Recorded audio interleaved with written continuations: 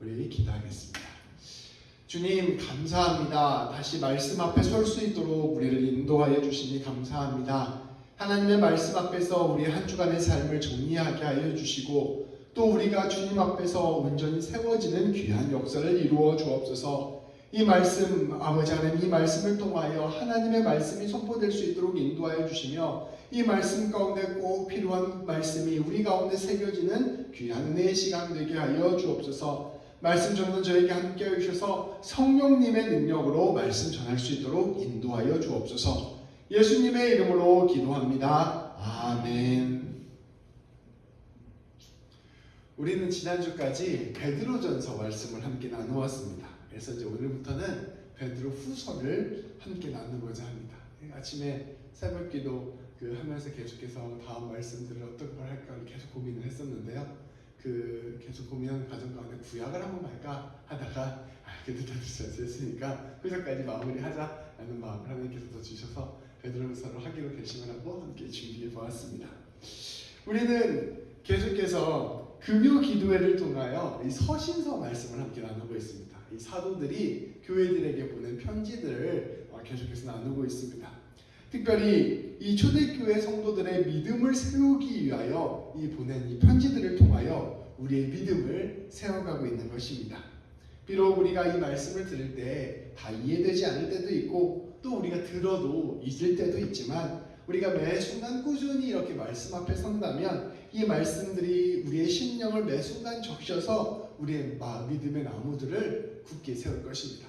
이 밴쿠버에 보면 큰 비가 내리지 않고 요즘은 좀 기후가 이상해져서 큰 비도 자주 내리지만 원래 되게 잔잔한 보슬비만 내리는 지역이잖아요. 이 보슬비만 내리는데 나무들은 그 어느 지역보다 크고 높은 나무들이 자라잖아요. 매일같이 내리는 보슬비가 그만큼 힘이 강한 거예요. 우리가 이렇게 말씀을 보슬비처럼 매 순간 촉촉히 적실 때 하나님께서 그 말씀들을 통해서 우리 한 사람 한 사람의 믿음을 거대한 나무들로 세워가실 것입니다. 우리가 이 서신서들을 계속해서 나누고 있으면서 느끼는 것인데 이 초대교회를 크게 흔들게 했던 초대교회를 어렵게 했던 문제가 크게 두 가지로 볼 수 있다는 것을 우리가 알 수 있습니다. 우리가 지금까지 말씀을 나눴던 것들을 좀 생각해보면 이 교회가 특별히 처음 세워지는 교회가 처음 세워질 때 이 교회를 어렵게 했던 두 가지 문제가 있었어요. 첫 번째 문제는 로마와 사회로부터 받는 박해였습니다. 이 문제는 기독교가 훗날 봉인될 때까지 무려 300여 년이나 초대교회 성도들을 흔들고 괴롭히던 문제였습니다. 수많은 교회가 문을 닫기도 하고요. 또 이 박해 때문에 내분이 일어나서 서로 갈등을 빚게 되기도 하고요. 또 다른 한편으로는 교회 성도들이 순교를 당하기도 하였습니다. 교회는 이 고난과 어려움 가운데서 우리가 이렇게 힘든데 왜 신앙을 지켜야 하는지, 그리고 우리가 이런 힘들고 어려운 상황 가운데 신앙을 지키기 위해서는 무엇을 붙들어야 하는지를 계속해서 선포하여야만 했습니다. 그러니까 이 서신서들을 보면 이 고난 중에 있는 교회를 향한 사도들의 메시지가 많이 담겨져 있습니다. 두 번째로 이 초대교회가 갖고 있는 어려움들은 이단의 문제였습니다. 아직 믿음이 연약했던 초대교회, 아직 복음이 든든히 다 자리 잡지 못했던 초대교회에는 끊임없이 이단들이 공격해 들어왔습니다. 한편으로는 유대인들의 율법주의가 교회 안에 침투했었고 또 다른 한편으로는 영지주의라는 이단이 교회를 흔들었습니다. 또 다른 한편으로는 신비주의가 교회를 흔들기도 했습니다. 그러니까 어쨌든 이 다양한 이단들이 계속해서 교회를 침투해왔고 이 사도들은 어떻게 해서든지 예수 그리스도의 복음을 온전하게 세우기 위하여 부단히 노력하였습니다. 교회는 이러한 이단들의 공격에 대응하고 교회의 가르침을 올바로 세우는 일을 매일매일 감당하여야만 했습니다. 그래서 사도들의 편지의 또 하나의 큰 축은 바로 이런 이단들 가운데 어떻게 교회가 대처해야 되는지를 가르쳐주는 말씀들이 있습니다. 그 밖에도 교회 내부의 여러 가지 문제들 다룬 이야기들도 있고 상호 간의 갈등을 다룬 이야기들도 있고 여러 가지 이야기들이 또 서신서 안에 담겨져 있는데요. 크게 교회를 정말 힘들게 했던 것은 하나는 교회의 박해, 하나는 이단의 문제였던 것이죠. 우리가 지난주까지 함께 나누었던 베드로전서 말씀을 보면 이 베드로전서는 주로 고난에 관한 이야기들인 것을 알 수 있습니다. 예수 믿는 게 너무나 힘들고 예수 믿으면 수많은 사람들이 박해를 당하고 사회생활 자체가 안 되는 이런 상황 가운데 우리가 왜 예수님 믿어야 되는지, 예수님 믿고 산다는 것이 무엇인지를 베드로 사도가 베드로 전서를 통하여 가르쳐 준 것입니다. 근데 베드로 후서는 이단들에 관한 가르침입니다. 이단들이 계속해서 교회를 또 침투해 들어오는데 어떻게 하면 이 교회 성도가 이 이단들로부터 비껴나가서 하나님의 말씀 안에 온전히 살 수 있는지를 가르쳐주는 말씀, 이것이 바로 베드로 후서의 말씀입니다. 그러니까 베드로전서 후서가 각각 교회가 갖고 있었던 큰 어려움과 문제들을 하나씩 대응하는 것이다라고 볼 수 있습니다. 오늘 이러한 이해를 바탕으로 오늘 말씀을 함께 나누어 보고자 합니다. 특별히 이 베드로후서는 이 이단 중에서도 영지주의라는 이단에 관하여 대응하는 말씀입니다. 이 영지주의가 예전에 함께 나누었는데요. 나중에 또 이제 우리가 말씀을 나누다 보면 또 설명이 되지만 당시 교회를 흔들었던 아주 큰 이단 중에 하나였습니다. 이 영지주의의 이단을 대응하기 위해서 쓴 이 베드로후서 말씀을 이제 우리가 한 절씩 한번 살펴보겠습니다. 먼저 1절과 2절 말씀입니다. 우리 같이 한번 읽어볼까요? 이거는 첫 인사 말씀이에요. 같이 한번 읽어보겠습니다. 예수 그리스도의 종이며 사도인 시몬 베드로는 우리 하나님과 구주 예수 그리스도의 의를 힘입어 동일하게 보배로운 믿음을 우리와 함께 받은 자들에게 편지하노니 하나님과 우리 주 예수를 알므로 은혜와 평강이 너희에게 더욱 많을지어다. 아멘. 그 옆교회 예배드리는 사람 화장실이었던 것 같아요. 오늘 편지 말씀을 보면 베드로 사도는 자신을 예수 그리스도의 종이며 사도라 고백하면서 이 편지를 시작하고 있습니다. 자신은 오직 예수님을 따르는 사람입니다. 그리고 예수님으로부터 보냄을 받은 사람입니다 라는 사실을 분명히 선포하며 말씀을 시작하는 것입니다. 그 영지주의 가르치는 그 거짓 선교사들, 그 거짓 지도자들, 그 사람들이 예수님으로 보냄을 받은 사람들이 아닙니다. 내가 예수님으로부터 보냄을 받은 사람입니다 라고 말씀을 선포하며 시작하는 것이죠. 그러니까 내가 권위가 있다, 내 얘기 들어라, 이 말입니다. 그러면서 이렇게 선포합니다. 그리고 이러한 자신과 성도들이 하나님과 예수님으로부터 공평하게 믿음을 선물로 받았다는 사실을 이어서 선포하고 있습니다. 여기 보시면 우리 하나님과 구주 예수 그리스도의 의를 힘입어 동일하게 보배로운 믿음을 우리와 함께 받은 자들에게 편지하느니 라고 편지 쓰고 있습니다. 내가 예수님의 종이고 예수님의 사도인데 나와 동일하게 믿음을 선물을 받은 우리 성도분들에게 제가 편지를 하고 있습니다 라고 이야기를 시작을 하는 것입니다. 네, 사실은 이 베드로의 첫 인사에도 이 가르치고 베드로의 숨은 의도가 담겨져 있습니다. 아까 이 편지는 영지주의자들에게 보낸 편지라고 했잖아요. 근데 영지주의자들은 영지가 영적인 지혜라는 뜻이에요. 그래서 영적인 지혜를 얻는 것이 구원의 어떤 수단이라고 생각했어요. 그러니까 지혜를 내가 얻어야 구원을 받는다라고 생각했던 사람들이에요.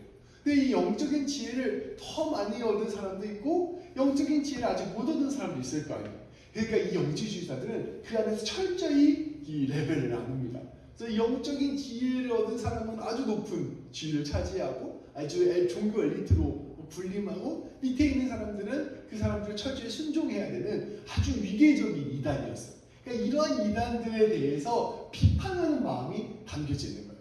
우리 그리스도교는 그런 거 아니야. 영적인 지혜로 사람을 위계를 나누고 이런 게 아니라 동일하게 우리는 예수님 믿는 믿음을 선물로 받은 사람이야. 너와 나나 한 형제고 우리가 그리스도의 은혜 안에서 한 가족이야 라는 말을 선포하고 있는 것입니다. 그렇게 자기가 우리 그리스도가 영지주의라고 어떻게 다른지를 선포하면서 이러한 너희들에게, 나와 동일한 너희들에게 편지를 보냅니다 라고 말씀을 시작하고 있는 것입니다. 베드로는 이어서 교회 성도들에게 은혜와 평강을 선포하며 편지를 시작하고 있습니다. 우리 모든 서신서도 처음 인사 시작할 때 은혜와 평강을 많이 이야기하잖아요.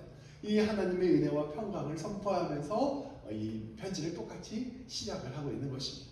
근데 특별한 게 있어요. 다른 편지와는 다른 독특한 게 있는데 하나님과 우리 주 예수를 알므로라는 말이 이렇게 가르쳐주고 써 있는 거죠. 우리 그리스도교인은 영지주의랑 달라. 어떻게 다르냐면 영지주의는 자기들이 생각해내는 영적인 지혜를 얻어야 구원을 받는다, 은혜와 평강을 얻는다라고 이야기하잖아. 그런데 우리 그리스도인들은 그것이 아니라 하나님과 우리 주 예수 그리스도를 아는 것을 통하여 이것이 바로 우리가 걸어갈 길이다라고 선포를 하고 있는 것입니다. 이것을 통하여 우리가 구원을 얻게 되고 은혜와 평강을 얻게 됩니다라는 마음을 담아서 첫 인사를 한 것입니다. 그렇게 첫 인사를 누리고 난 다음에 이어서 베드로 사도는 3절과 4절 말씀을 선포하였습니다. 우리 함께 3절과 4절 말씀을 봉독하도록 하겠습니다. 그의 신기한 능력으로 생명과 경건에 속한 모든 것을 우리에게 주셨으니 이는 자기의 영광과 덕으로서 우리를 부르신 이를 알므로 말미암음이라. 이로써 그 보배롭고 지극히 큰 약속을 우리에게 주사 이 약속으로 말미암아 너희가 정욕 때문에 이 세상에서 썩어질 것을 피하여 신성한 성품에 참여하는 자가 되게 하려 하였느니라. 아멘. 말이 되게 어렵죠. 보자마자 이게 뭔 소리야 이런 생각이 들 거예요. 저도 말씀을 준비하면서 이게 뭔 소리야 이렇게 해서 몇 번을 읽은 것 같아요. 몇 번을 읽고 또 다른 번역도 읽고 해서 이거를 다시 어떻게든 성도님들께 쉽게 설명하려고 좀 준비를 해봤습니다. 이 3절과 4절 말씀은 이제 베드로가 첫 인사를 한 다음에 여러분들이 어떠한 은혜를 받았는지를 설명해 주는 말씀입니다. 우리가 하다못해 신용카드 멤버십에 가입하더라도 그것으로 인해서 우리가 어떤 혜택을 얻게 되었는지를 아는 게 중요하잖아요. 그러니까 그래야 그 다음에 우리가 혜택을 누릴 수 있잖아요. 보험에 들어도 내가 이 보험을 가입을 하면 뭐 얼마나 내가 받을 수 있는지 이걸 다 우리가 알고서 그 보험을 사용하잖아요. 마찬가지로 우리 그리스도인이 되었으면 우리 그리스도인이 되었을 때 우리가 어떠한 혜택을 누리게 되었는지 어떠한 하나님의 선물을 받게 되었는지를 아는 것이 참 중요합니다.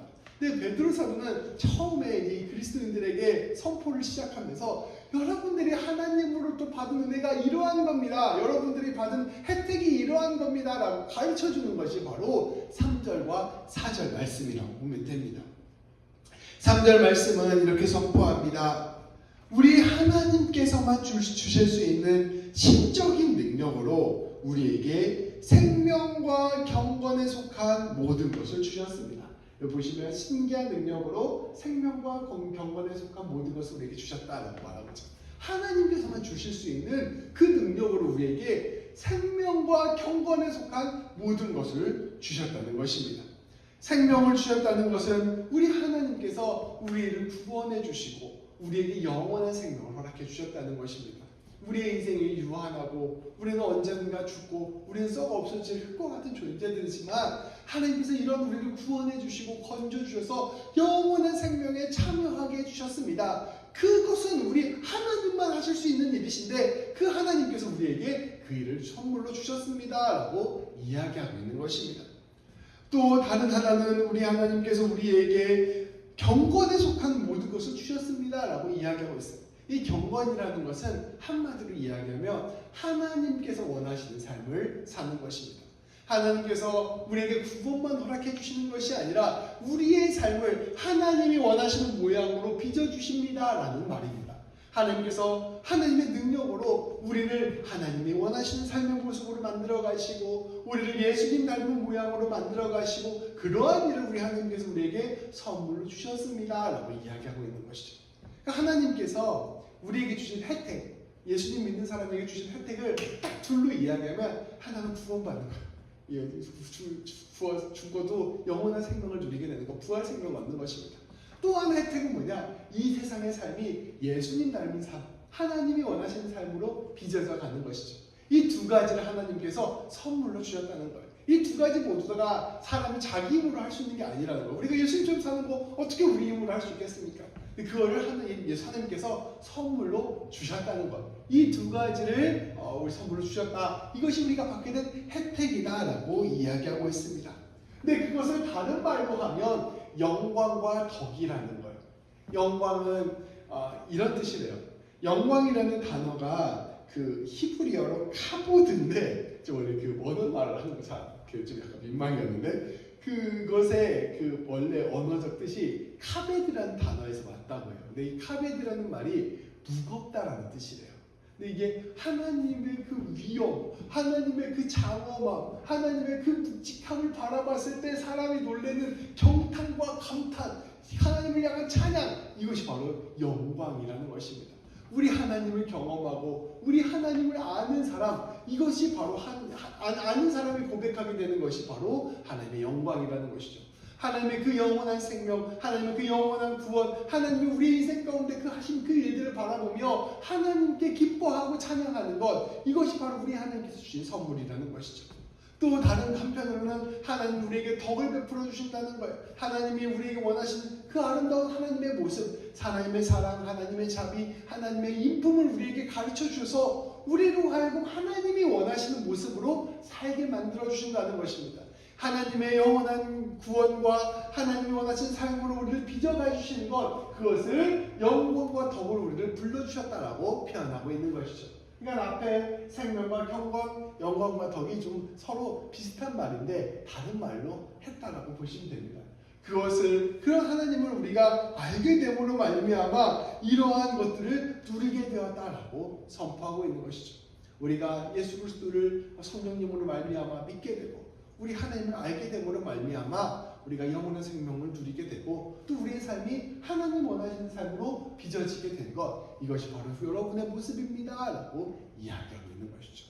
그러니까 여러분들이 어떤 영적인 지혜나 세상적인 지혜나 이런 것을 통하여 여러분의 인생이 결정지어지는 것이 아니라 우리 하나님 예수님 성령님을 알게 됨으로 말미암아 여러분의 운명도 결정지어지고 여러분의 삶도 결정되어진다는 것을 아십시오라고 베드로 사도는 선포하고 있는 것입니다. 계속해서 4절 말씀을 선포합니다. 하나님께서는 우리에게 하나님을 알게 된 우리들에게 보배롭고 지극히 큰 약속을 선물해 주셨습니다. 이 보배롭고 지극히 큰 약속을 우리에게 주셨는데 이 약속이 바로 무엇이냐면 우리 주님 예수 그리스도를 통하여 우리 예수님의 십자가 부활을 통하여 우리에게 주신 그 약속인 것입니다. 그 약속은 우리를 용서해 주시겠다는 약속, 우리를 구원해 주시겠다는 말씀, 약속, 우리에게 부활 생명을 허락해 주시겠다는 약속, 나아가 우리를 예수님 닮은 모습으로 빚어주시겠다는 약속입니다. 그러니까 앞에 거랑 호응하고 있죠. 우리 하나님께서 우리에게 영원한 생명을 주시고 우리 삶을 예수님 모양으로 빚어가시는데 이것을 하나님께서 만들어 주시겠다는 그 약속을 우리 예수님을 통하여 우리에게 허락해 주셨다는 것입니다. 그것이 바로 보배롭고 지극히 큰 약속이라는 것입니다. 우리의 모든 삶을 하나님께서 하나님의 뜻, 우리의 삶을 통하여 하나님께서는 하나님의 뜻을 반드시 이루시겠다고 예수님의 십자가 위에서 약속하여 주셨습니다. 우리는 이러한 약속을 붙들고 살아갈 때 세상의 정욕과 썩어질 것들에 마음을 빼앗기지 않습니다. 그리고 오히려 이 모든 것들을 넘어서 우리 주님을 바라보게 되고 예수님과 함께 더불어 하나님의 거룩한 성품 그리고 영생과 주님 닮아가는 길에 참여하게 되는 것입니다. 이 말씀이 바로 우리 그리스도인들이 얻게 된 소망입니다. 조금 더 쉽게 정리하면 우리 예수님께서 십자가에서 죽으시고 부활하심으로 말미암아 그 보혈로 우리 임미영 집사님, 전지 집사님을 하나님의 것으로 삼아주시기로 선포하시고 약속하셨습니다. 근데 그 약속의 내용을 살펴보니까, 계약서를 살펴보니까 하나는 너희를 영원한 생명으로 내가 인도하겠다는 약속이고 또 하나는 너희의 모든 삶을 하나님께 영광 돌리는 삶, 하나님 닮아가는 삶으로 빚어가겠다는 약속인 것입니다. 근데 이것은 우리의 힘과 능력으로 하는 것이 아니라 하나님이 선물로 주시는 것입니다. 이것을 진실로 깨닫는 사람은, 하나님께서 나에게 이런 귀한 선물을 깨닫는 사람은 더 이상 내 삶에서 헛된 것을 추구하며 살아가지 않는다는 거예요. 내 삶에서 하나님이 아닌 다른 것을 바라보며 살아가지 않는다는 거예요. 하나님 바라보면서 내가 주님의 영생에 합당한 삶을 살아야지, 내가 주님 닮아가는 삶을 살아야지 라고 결단하면서 매 순간 주님 붙들고 나아가는 삶을 살아가게 된다는 거예요. 이것을 기억하라라고 베드로 사도는 선포하고 있는 것입니다. 이게 기독교 신앙의 핵심이에요. 굉장하죠. 이거를 이렇게 선포한 다음에 그 이후에 베드로 사도는 그래서 이것이 구체적으로 어떻게 살아가는 것인지를 그 다음 5절부터 7절까지 말씀을 통하여 선포하고 있습니다. 그래서 이제 그것을 아는 삶이 바로 이런 삶이다라고 알려지고 있는 거예요. 이거는 신대원 암송 구절이기도 해요. 그리고 집사님들도 외우시면 좋습니다. 좀 어렵지만 한번 외워주시면 괜찮을 것 같아요. 같이 한번 우리 봉독하도록 하겠습니다.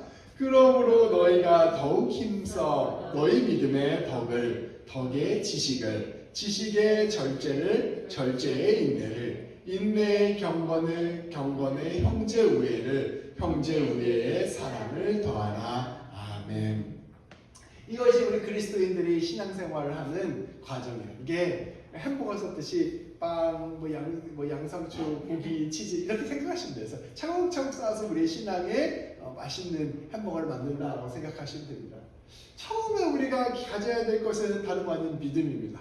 우리 하나님 예수님 성령님에 관한 믿음, 예수 그리스도의 그 보혈이 나를 구원해 주셨다는 믿음, 하나님 나를 사랑해 주시고 내 인생을 책임져 주신다는 믿음, 하나님과 함께 동행하는 그 믿음, 이 믿음을 갖는 것이 우리 신앙의 가장 기초가 되어야 되죠.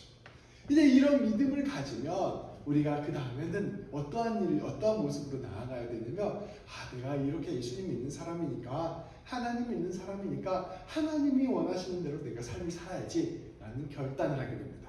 하나님이 원하시는 삶의 모습으로 살아가겠다라고 이야기하는 것이 바로 덕이에요. 덕. 내가 그냥 믿는 데서 그치는 것이 아니라 행함으로 예수님 믿는 사람처럼 살아야지, 이렇게 살아가는 것이 바로 덕입니다. 근데 이 한 예수님 믿는 대로 내가 살아가겠습니다, 하나님이 원하시는 뜻대로 살아가겠습니다 라는 생각을 하게 되면, 그럼 하나님이 원하시는 게 뭔지를 알아야 될 거 아니에요. 하나님이 원하시는 내 삶의 모습이 무엇인지를 알아야 되죠. 하나님의 말씀을 알아야 되고, 하나님의 성품을 알아야 되고, 하나님의 삶 가운데서 구체적으로 내가 지금 어떻게 살아야 될지를 알아야 되는 것이 꼭 필요합니다. 그것이 바로 지식이에요. 그래서 내가 믿음을 가지고, 그 믿음 위에서 내가 하나님 뜻대로 살겠다는 결단의 덕을 가지고, 그 다음에 하나님 뜻이 무엇인지라는 지식을 가져야 됩니다. 그런데 하나님 뜻이 무엇인지를 잘 알게 되고, 내가 하나님의 말씀을 잘 알게 되면 잘못하면 교만에 빠질 수가 있어요. 내가 하나님 뜻을 이렇게 잘 아는데 저 사람은 저렇게 보니 하나님 뜻대로 안 사는 것 같아, 이런 정죄의 마음이 들기도 하고, 내가 아는 것과 실천하는 건 좀 다르거든요. 근데 내가 하나님 뜻을 되게 많이 알고 있으면 실제로 나는 하나님 뜻대로 살고 있지도 않으면서 내가 하나님의 뜻을 되게 잘 알고 잘 실천하고 있다고 착각에 빠지기도 합니다. 바리새인처럼 교만해질 수 있는 것이죠. 그래서 이 지식을 갖는데 꼭 필요한 것이 절제입니다. 절제. 이 지식이 하나님을 넘어서지 않도록, 이 지식이 내 자신을 하나님처럼 높이지 않도록 늘 절제하는 마음이 꼭 필요하다는 것이죠. 근데 이 절제라는 것이 말처럼 쉽지가 않아요. 내가 겸손해야지라고 해서 겸손해지지 않습니다. 내가 낮아져야지 하고 낮아지지 않아요. 이 사실 사람이 겸손해지고 낮아지고 절제해지고 이렇게 되는 것은 어떻게 생각하면 좀 고생을 하면서 그걸 배워가게 돼요. 내가 삶에서 인내를 배워가고, 내 삶에서 나의 부족함을 깊이 깨닫게 되고, 내 인생이 내 뜻대로 안 되는구나 라는 걸 깨닫게 되면서 사람이 더욱더 단련되어지면서 우리는 그 삶의 절제를 배워가게 되는 것이죠. 그래서 우리 말씀 가운데 이런 말씀처럼 환난은 우리에게 인내를 주고, 인내가 바로 우리를 연단케 합니다. 근데 연단케 한 연단이라는 말이 단련된 성품을 뜻하는 것이거든요. 그러니까 우리가 이런 인내를 통해서 절제를 배울 수 있게 되는 것이죠. 그래서 지식 위에 절제가 쌓여야 되고, 이 절제를 위하여 인내가 쌓여야 되는 것입니다. 근데 이렇게 인내를 배우게 되면 그 다음 경지가 바로 경건이에요. 우리가 하나님의 뜻을 알되 하나님의 뜻 앞에서 나의 부족함을 또 깨닫고, 그러면서 불구하고 내가 이것을 묵묵히 견뎌가면서 주님 원하시는 삶을 살겠다고 애쓰고 노력하게 되면, 그런 삶이 우리가 하나님을 알아가고 하나님을 배워가고 하나님의 거룩한 성품에 참여하는 경건의 삶이 돼가는 것이죠. 그래서 이 경건이 바로 그 다음에 쌓이는 것이다 라고 보시면 됩니다. 경건은 하나님께 예배드리는 삶, 하나님을 경외하는 삶, 궁극적으로 하나님을 닮아가는 삶을 뜻합니다. 그래서 경건이 되면 이 경건의 경지에 이른 사람이 보여주는 삶의 열매가 있습니다. 그게 바로 형제우애예요. 여기서 형제우애는 뭐냐면 성도를 사랑하는 거예요. 그러니까 그 멀리 아니고 내 곁에 있는 우리 같은 교회 동역자들을 사랑하고 내 가족들을 사랑하고 내 곁에 있는 사람들을 품어주고 아껴주는 것, 이것이 바로 형제 우애입니다. 이 사람을 우리가 귀하게 여기고 이 사람의 기쁨에 함께 참여하고 이 사람의 슬픔에 함께 참여하고 이 사람을 환영해주고 이러한 모습이 이 사람의 삶의 열매들 가운데 드러나게 된다는 것입니다. 그리고 난 다음에 사랑이 더해지는 거예요. 이 사랑은 이 교회를 넘어서서 우리가 이 세상 가운데 살아가면서 우리가 만나는 모든 이웃을 향한 사랑으로 나아가게 되는 것이죠. 믿음에서부터 시작해서 사랑으로 완성되어가는 이 아름다운 여정이 바로 믿음의 사람이 걸어가는 여정인 것이죠. 하나님이 우리를 영원한 생명으로 인도하셨다는 것을 깨닫는 사람, 더 나아가서 내 삶을 하나님의 형상으로 빚어주신다는 것을 믿는 사람이 걸어가는 길이 바로 이 여정인 것이죠. 믿음 위에 덕을 위에 지식 위에 절제 위에 인내 위에 경건 위에 형제 우애 위에 사랑을, 이걸 덮어가는 것이 바로 그리스도인들의 모습이라는 것이죠. 우리 성도님들이 오늘 집에 가면서 곰곰이 한 번씩 외워보시기 바랍니다. 그래서 이것을 지켜가는 것, 이것이 바로 우리 그리스도인들의 길이다 라는 것을 선포한 것이죠. 바로 성도는, 베드로 사도는 이렇게 우리가 걸어가는 이 길이, 예수 믿는 사람이라면 나는 한 지식 정도까지만 가야겠다, 나는 한 덕 정도까지만 가야겠다, 이렇게 생각해야 되는 것이 아니라 모두가 이 길을 걸어가야 된다는 것을 이어지는 말씀을 통하여 강조하며 선포하고 있습니다. 우리 8절부터 11절까지 말씀입니다. 우리 같이 한번 읽어볼게요. 이런 것이 너희에게 있어 흡족한즉 너희로 우리 주 예수 그리스도를 알기에 게으르지 않고 열매 없는 자가 되지 않게 하려니와, 이런 것이 없는 자는 맹인이라 멀리 보지 못하고 그의 옛 죄가 깨끗하게 된 것을 잊었느니라. 그러므로 형제들아 더욱 힘써 너희 부르심과 택하심을 굳게 하라. 너희가 이것을 행한즉 언제든지 실족하지 아니하리라. 이같이 하면 우리 주 곧 구주 예수 그리스도의 영원한 나라에 들어감을 넉넉히 너희에게 주시리라. 아멘. 이어지는 말씀은 앞에 내가 지금 이렇게 말한 거 너네가 꼭 지켜야 돼 라고 선포하는 말씀을 이렇게 한 거예요. 이걸 제가 한번 베드로 사도의 말을 조금 더 쉽게 풀어서 설명해 드리겠습니다. 여러분, 8절 말씀입니다. 여러분이 이런 것들을 풍성하게 갖추게 된다면 여러분은 부지런히 우리 주 예수 그리스도를 알게 될 것이고 알려고 하게 될 것이고 마침내는 주님을 잘 알게 되는 열매를 맺게 될 것입니다. 아까 말씀드렸던 그 여정들이 다름 아닌 우리 예수님 알아가는 여정이라는 것, 그런 것들 할 때 우리가 예수님을 풍성하게 아는 그 열매를 맺게 될 것입니다. 그런데 우리가 앞서 말한 그런 것들을 우리가 관심도 없고 챙기지도 않고 갖추지 않게 되면 우리의 삶이 맹인과 같은 삶이 된다는 거예요. 눈을 보지 못하는 맹인과 같은 삶이 되어서 내 삶의 소망도 알게 되지 못하고 내가 어떻게 죄 용서함을 받았는지도 알지 못하게 되는 그런 사람이 된다는 것입니다. 아까 말씀드렸다시피 보험을 가입했는데 내가 이 보험에서 어떤 혜택을 받았는지, 내가 이 보험을 위해서 무엇을 해야 되는지 전혀 알지 못하는 그런 사람이 된다는 거예요. 예수님을 믿고 있지만 예수님을 믿는다는 것이 도대체 무슨 뜻인지, 예수님을 믿는 사람이 어떻게 살아야 되는지를 전혀 알지 못하는 눈먼 사람과 같은 사람이 된다는 것입니다. 이러한 사람들은 그리스도인으로서 참된 삶을 살아가지 못하게 되는 것입니다. 이어서 10절, 11절 말씀을 통하여 베드로 사도는 선포합니다. 그러므로 우리 예수 믿는 형제자매 여러분, 하나님께서는 여러분을 불러주셨고 선택해 주셨다는 사실을 더욱 확실히 깨닫고 기억해야 됩니다. 그리고 여러분을 불러주셨고 선택해 주셨으니 그 놀라운 하나님의 부르심과 선택하심의 의미를 깨달아서 앞서 제가 말씀드렸던 그 삶의 여정을 기꺼이 걸어가십시오라고 선포하고 있는 것이죠. 그렇게 여러분들이 그것을 기억하고 살아간다면 여러분들은 절대로 실족하여서 넘어지지 않을 것입니다. 믿음으로 승리할 것입니다. 또한 우리 주님이시며 구세주이신 예수 그리스도의 영원한 하나님 나라에 넉넉하게 들어가게 될 것입니다 라고 선포하고 있는 것입니다. 우리의 소명을 깊이 깨닫고 우리에게 주신 그 은혜를 깨닫고 주님이 원하시는 삶을 우리를 내어드리는 것, 그것이 바로 우리가 나아가야 할 것입니다. 오늘 말씀을 정리하고자 합니다. 우리 성도 여러분들의 정체성은 무엇입니까?